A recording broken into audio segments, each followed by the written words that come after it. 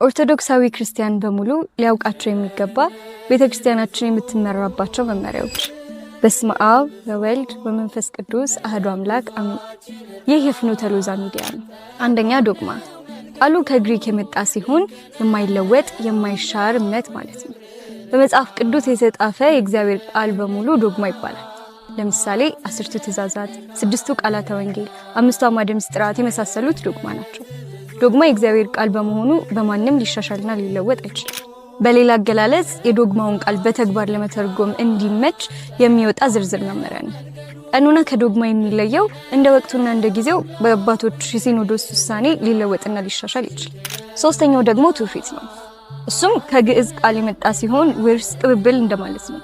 አንድ ትውልድ ከሱ በፊት ከነበሩት አባቶቹ የተቀበለውና ወደሚቀጥለው የሚያስተላልፈው ነገር ነው።